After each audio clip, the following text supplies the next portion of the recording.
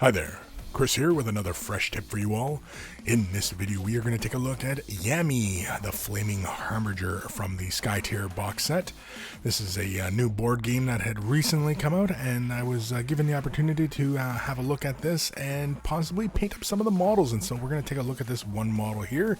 I really like the sculpt. The model has been primed using Stano Res White. I'm going to use a Badger Patriot 105, spraying it around 25 psi, and I'm going to start off using Yandin Yellow. This is the Citadel Contrast color, and I'm using the airbrush to apply this in a somewhat uniform fashion over the entirety of the model. And now I'm going to concentrate most of this on the dress, as well as you'll see in a moment, we'll use it on the sickle of her scythe.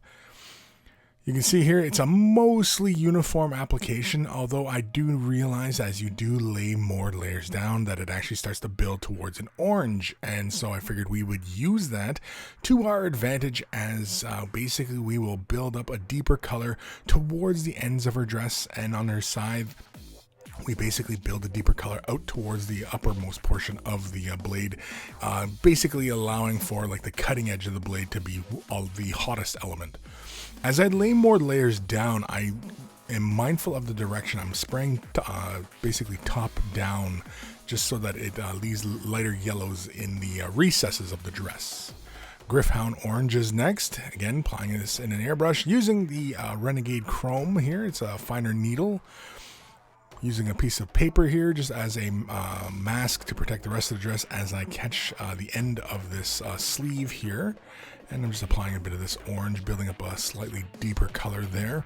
We hit other areas of the model. I'm not terribly concerned about it. And also the model, I really did not do any gluing. I also didn't even bother doing the mold lines, as I was really quite impressed with how clean the model is. The mold lines will be visible, but I'm really not that concerned, as this is a board game piece.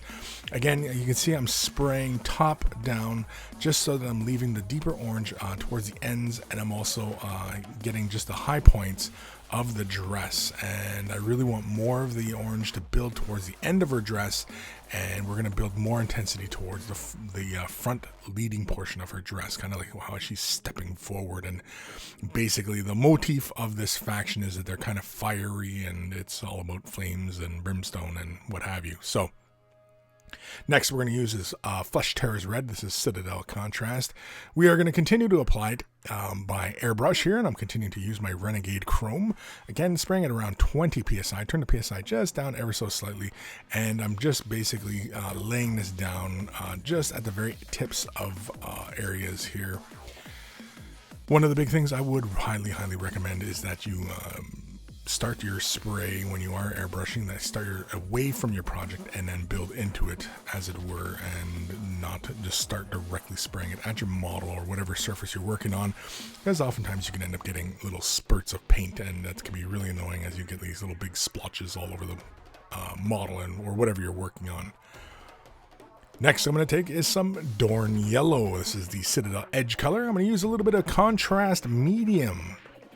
Basically, I'm going to just apply a little bit onto the palette and grab a fairly generous amount of medium, mix it into the little dollop of paint, as it were, basically turning this into a little shade wash. It could have been thinned out a little bit more just to get a bit more of that surface tension, but I do apply it, and then I use a damp brush to basically feather the color back towards the center, as I'm trying to get the more intense, lighter tones of this to build up towards the center of her dress rather than just kind of all over the place. And also inside the folds, I want a bit more color intensity. The leading edge of her dress, her collar, basically all these little areas. And then I come in with a finer brush and then lay a little bit more color in the recesses, and, you know, just basically building it out. And, you know, this really doesn't take too long. We could have done this at the airbrushing phase. I could have masked it off and, you know, built some of this color out. You can see here I'm applying it onto the sickle blade, and because of the creeping action of the contrast medium, it creeps into all the little details of the blade, which is really fun and makes it really fast for picking that sort of stuff out. And again, it gives us a bit of that lava-like feeling where there's a little bit more glow intensity in the cracks, and so it's a little bit fun that way. Iyanden Yellow is back again, and basically this time we're just going to apply this where we had laid some of the yellow down and where we were building some of that transition. Now, I'm not applying this too heavily. I'm just giving it a fairly generous layering, but I'm trying to preserve where we had laid some of that Dorn yellow down. So where you can see it builds up closest towards her abdomen, I want to leave that intensity, but I want to have lighter color out towards her, towards the ends of her dress. And I'm not hitting any of the end areas of her dress as well, where we built that redder tone, as it were. Also lay a little bit down on the blade, again, just to kind of help create that transition in that space, getting those lighter tones. Again, just giving us a bit of a color blend. And you can see I just quickly lay it down and then I just wipe it with my finger. Basilicum Gray is next. I'm going to use a fairly generous amount of contrast medium, kind of a 1-to-1. It's probably closer to a 1-to-2, but it's somewhere in that ballpark. It's really not that heavy. And basically what we're going to do is we are going to glaze this on the high points of the dress out towards the ends of the dress as it is kind of fluttering around. And basically what we're doing is we're creating the notion that her dress is fiery. And that was the whole point of all this, obviously, is that it's kind of fiery here. I'm just being a little bit deliberate in some of those areas where I want those cracks to remain. Again, just kind of going with that fiery motif and kind of a lava-like, and you know, all the heat and everything like that. And so again, once that is dry, we come in with some color straight out of the bottle, and I begin picking out little areas. And of course, this is kind of point where you can actually introduce a little bit of texturing in there if you wanted to have that notion of this, you know, embers and, you know, just a bit more of a lava-like feeling.